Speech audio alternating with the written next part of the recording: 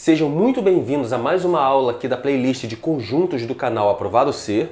Hoje eu vou falar sobre união e intersecção de conjuntos. Presta aqui muita atenção aqui. Dados os conjuntos A e B, o conjunto formado pelos elementos que pertencem ao conjunto A ou ao conjunto B chama-se união de A e B. Observa que eu falei esse ou com bastante ênfase. É importante porque muita gente confunde. Por exemplo, se eu sou o diretor de uma escola, nessa escola tem 10 salas de aula, deu um problema lá na sala 5 e na sala 7. Aí eu chego e falo assim pros inspetores: eu quero uma reunião agora, chama todos os alunos da sala 5 e da sala 7. Sabe o que vai acontecer? Não vai vir nenhum aluno, porque eu falei todos os alunos da sala 5 e da sala 7. Não existem alunos que são da sala 5 e da sala 7 ao mesmo tempo. Eu estou considerando que nessa escola cada aluno tem a sua sala específica. Todas as aulas ele assiste naquela sala. Então não existe. Então quando eu falo e, eu estou me referindo ao aluno que estava assistindo aula na sala 5 e também estava assistindo aula na sala 7 ao mesmo tempo. O cara não se dividiu em dois para assistir aula na sala 5 e na sala 7 ao mesmo tempo.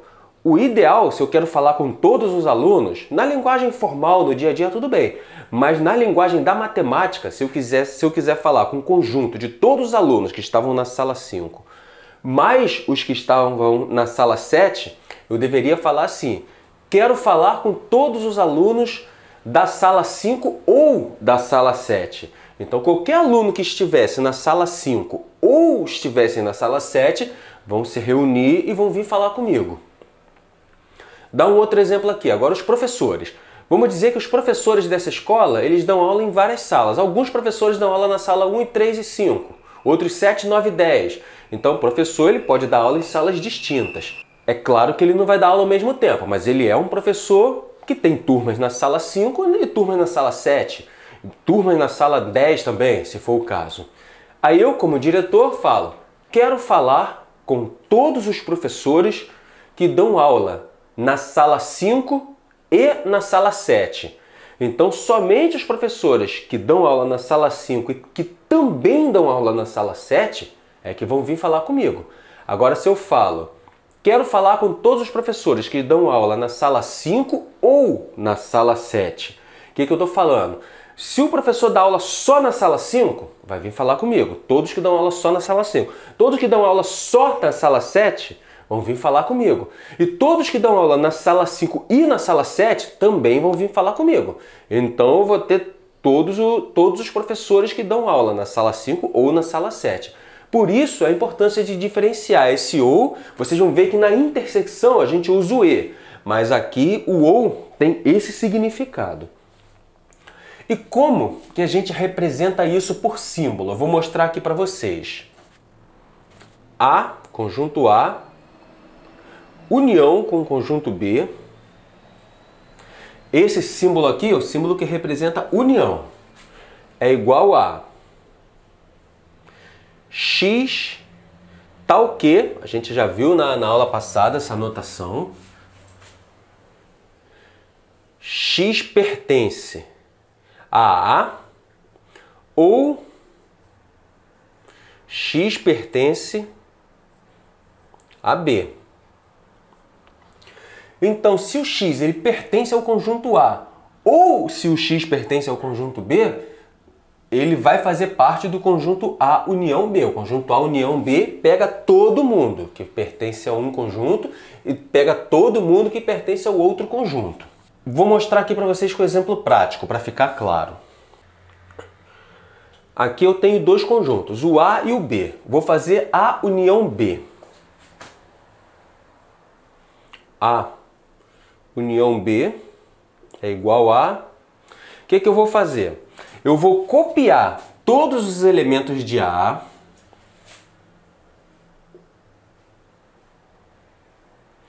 e vou copiar todos os elementos de B também. Como 3 já tem, não preciso repetir. Então vou botar o 4 aqui. Então esse é o conjunto A união B. E como que fica a representação disso por diagrama? Aqui eu tenho o conjunto A. Aqui o conjunto B. Aqui na interseção dos dois conjuntos, nesse espaço aqui que pega tanto A quanto B, eu vou colocar os elementos que fazem parte tanto de A quanto de B, que no caso é o elemento 3. Agora, nesse pedaço aqui, eu vou botar só os elementos que fazem parte de A e que não estão em B. No caso é o 1 e o 2. Nesse outro pedacinho aqui, eu vou botar os que estão em B e não fazem parte de A. No caso é só o 4.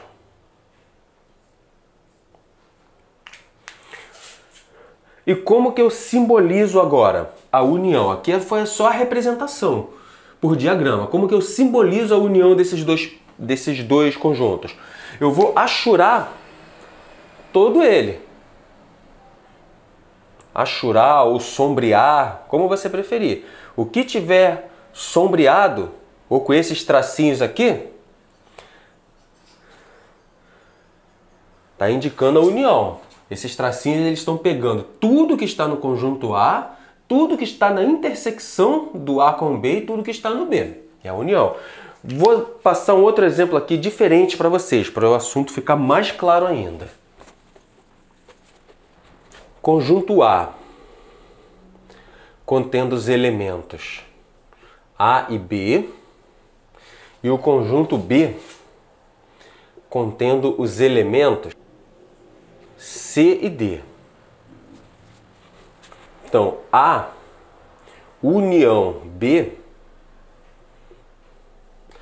eu vou copiar todos os elementos de A e vou copiar todos os elementos de B.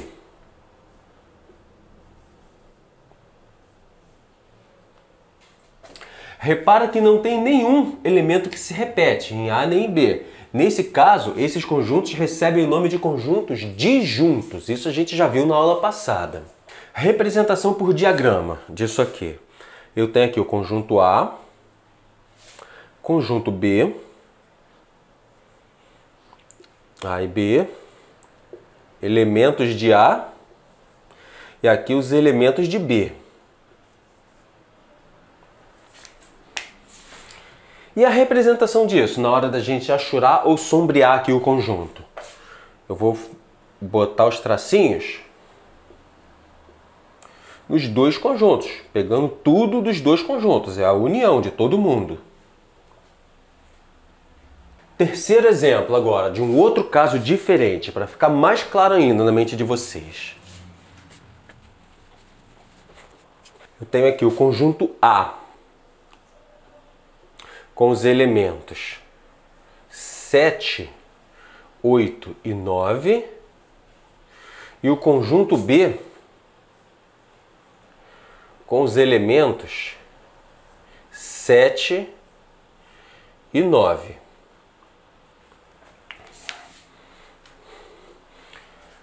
Observa que todos os elementos de B têm também em A. E o A tem elementos a mais. Isso significa que o B está contido em A. A gente já viu isso na aula passada. Como que fica a representação disso aqui? Vamos fazer primeiro A união B. Ó. A união B. Eu vou copiar todos os elementos que estão em A. E copiar todos os elementos que estão em B. 7 já tem, 9 já tem, não preciso repetir. Então, a união B é esse conjunto aqui, que por sinal é igual ao conjunto A. Como que fica a representação disso por diagrama? Eu tenho aqui o conjunto A. Dentro do conjunto A eu tenho o B, vai ficar um dentro do outro, porque aqui no caso o B é um subconjunto do conjunto A. Então aqui A, B, os elementos que estão dentro de B, 7 e 9, como o B está dentro do A, automaticamente esses elementos estão dentro do A também, e o elemento que está dentro do A, mas não está no B, é o 8. E a representação da união desses dois conjuntos, a gente vai botar os tracinhos em tudo aqui. Pronto, sombrear tudo. Vou falar agora das propriedades da união. Se eu tenho um conjunto qualquer, A, e faço a união com ele mesmo, com o conjunto A, o resultado é o próprio A. Essa é a primeira propriedade da união. A união A é igual a A. Segunda propriedade da união. O elemento neutro da união é o conjunto vazio. Conjunto vazio, eu botei essa representação aqui, mas poderia ser duas chaves assim, sem nada dentro também. Isso a gente viu na aula passada. Elemento neutro da união. Elemento neutro da união é um elemento que, se eu fizer a operação de união, o resultado vai ser o próprio conjunto. Exemplo aqui, ó, A união conjunto vazio é igual ao próprio A. Se eu pegar os números naturais, por exemplo, e fazer uma soma, 2 mais 0 é igual a 2. Qualquer número mais 0 é igual ao próprio número. Então, 0 é o elemento neutro da soma. Aqui, conjunto vazio é o elemento neutro da união, da operação união. Propriedade comutativa. Isso significa que, se eu fizer A união B, é a mesma coisa que se eu fizer B união A. A ordem não importa, a ordem não muda o resultado. A união B vai ter o mesmo resultado, vai ser o mesmo conjunto que B união A. Propriedade associativa. A propriedade associativa, ela diz o seguinte: se eu fizer A união B, pegar esse resultado aqui, e depois com esse resultado fazer união C, isso é a mesma coisa que se eu fizer primeiro B união C, pegar esse resultado e fazer aqui união A. Que também seria a mesma coisa que eu fazer A união C, pegar o resultado e fazer união com B. Então eu posso fazer os pares 2 a 2, não importa a ordem que eu fizer, o resultado é sempre o mesmo. Isso é que significa a propriedade associativa. Agora eu vou falar para vocês da intersecção de conjuntos. Então vamos lá, intersecção de conjuntos. Dados os conjuntos A e B, o conjunto formado pelos elementos que pertencem a A e a B chama-se intersecção de A e B.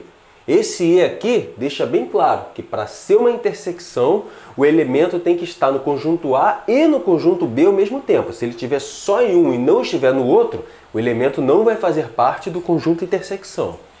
Como que a gente representa isso? Por símbolos. Vai ficar assim, A, intersecção é esse U de cabeça para baixo, intersecção B é igual a X, tal que X pertence a A e, muita atenção aqui, X pertence a B.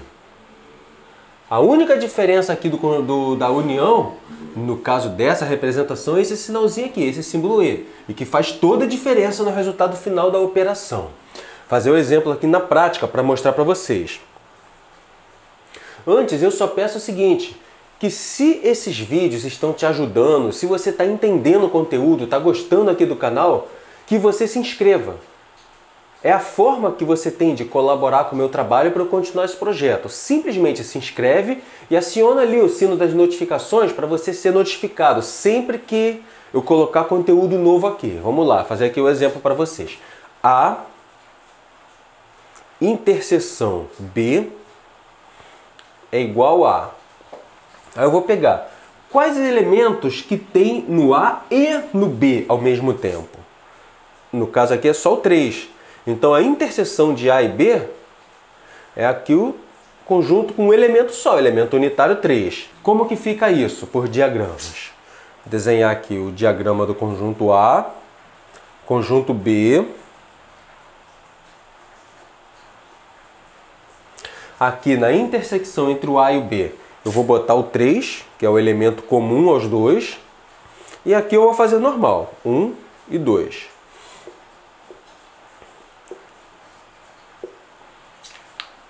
E na hora de sombrear o conjunto, de botar as linhas, eu vou botar as linhas só aqui, ó, porque eu quero só o 3. Então essa é a simbologia da intersecção por diagramas. fazer um outro exemplo aqui de um caso diferente, para vocês ficarem fera. Vamos lá. Aqui, conjunto A tem os elementos A e B, conjunto B tem os elementos C e D. Não tem nenhum elemento em comum entre o A e o B. Nenhum elemento que esteja no A e no B ao mesmo tempo. Então, como que fica a intersecção desses dois aqui? A intersecção B é igual ao conjunto vazio. Ou eu posso representar o conjunto vazio dessa forma também. E por diagramas, vai ficar assim, olha. E como não tem nenhum elemento, não vou sombrear nada, não vou achurar nada. Terceiro caso, que é o caso do subconjunto, né? Vamos lá. Conjunto A, eu tenho os elementos 2 e 5. Conjunto B, eu tenho os elementos 2, 3 e 5. Observa que A é subconjunto de B.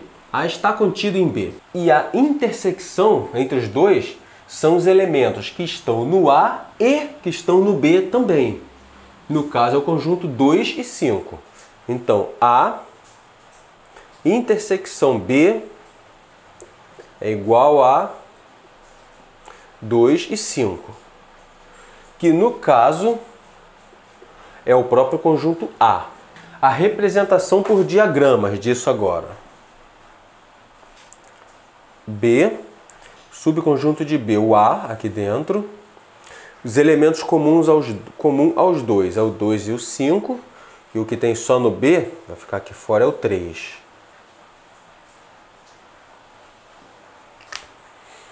Para representar a intersecção de A e B, a gente vai achurar aqui, ó, todo o conjunto A.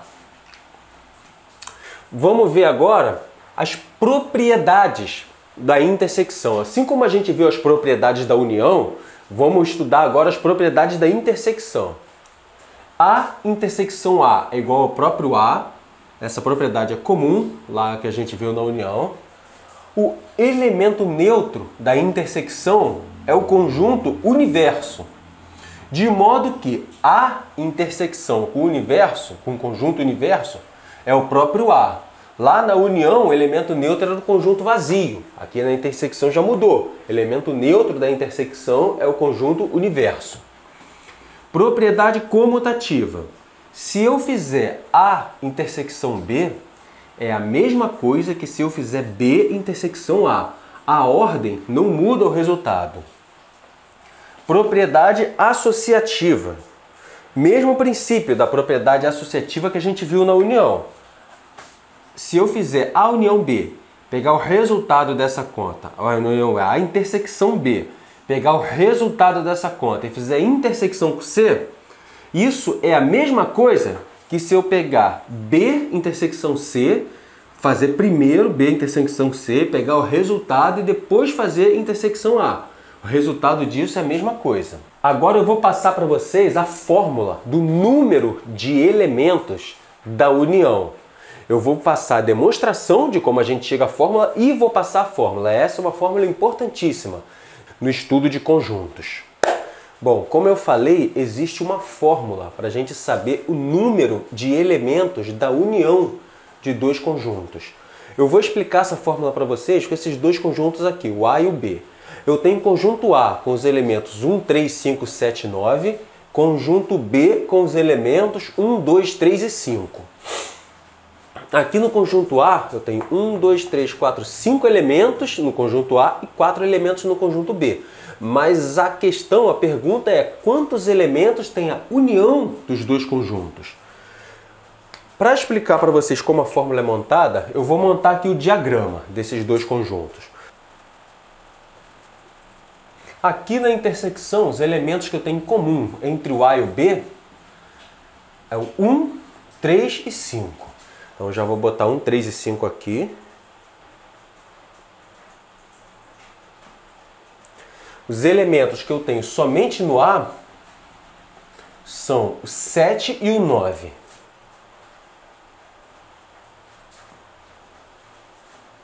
E os elementos que eu tenho somente no B na verdade é um elemento só, é o 2. Então, o número de A união B, isso daqui significa que a quantidade de elementos do conjunto A união B vai ser igual a quantidade de elementos do A, número de A, mais a quantidade de elementos de B,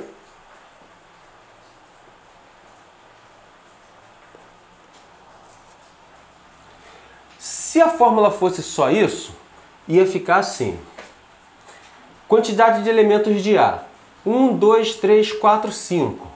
Quantidade de elementos de B, 1, 2, 3, 4. 5 mais 4, 10. Mas não são 10, a gente está vendo aqui que são 1, 2, 3, 4, 5, 6, são 6. Por quê? Eu contei aí, fazendo isso, eu contei a intersecção 2 vezes. Então eu tenho que, para corrigir isso, eu tenho que subtrair a quantidade de elementos de A intersecção B. Então vamos fazer a conta aqui para o caso da união desses dois conjuntos.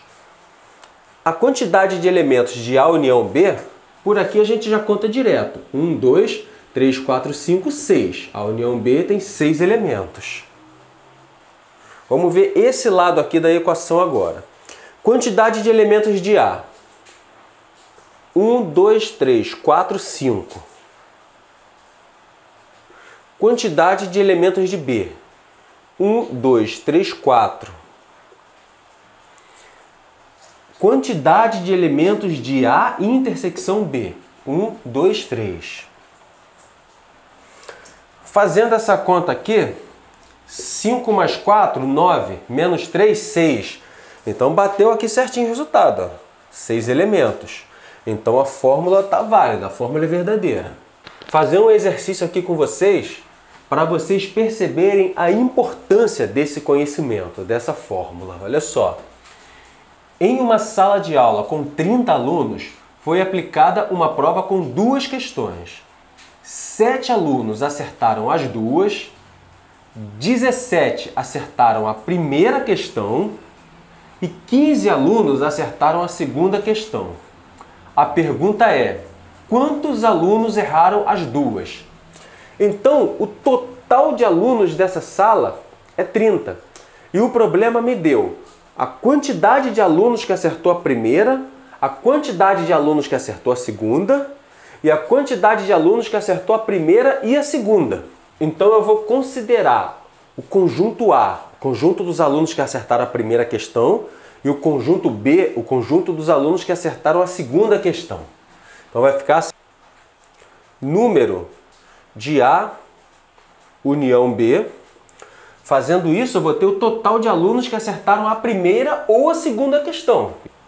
Isso é igual ao número de A mais o número de B menos o número de A intersecção B.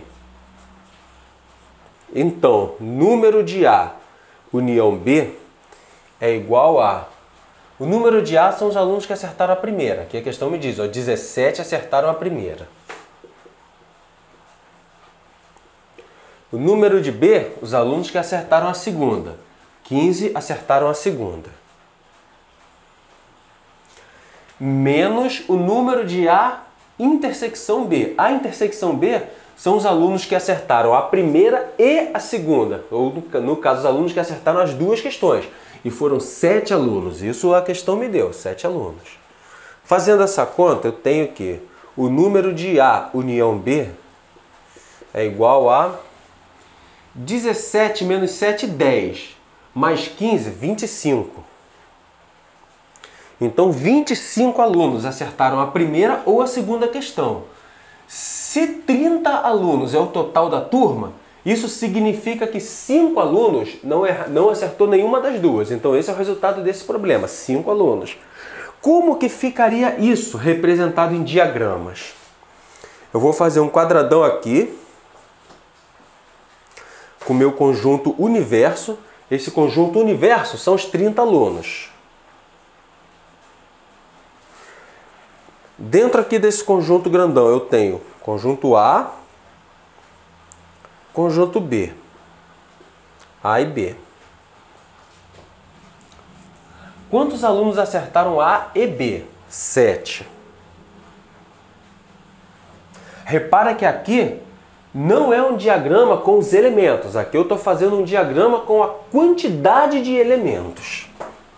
Quantos alunos acertaram somente a A?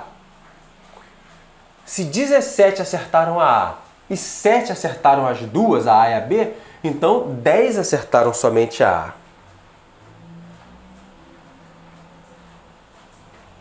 Quantos acertaram a B? Se 15 acertaram a B, mas 7 acertaram a A e a B, então quantos acertaram somente a B? Eu vou fazer 15 menos 7, que é 8, a resposta dessa conta.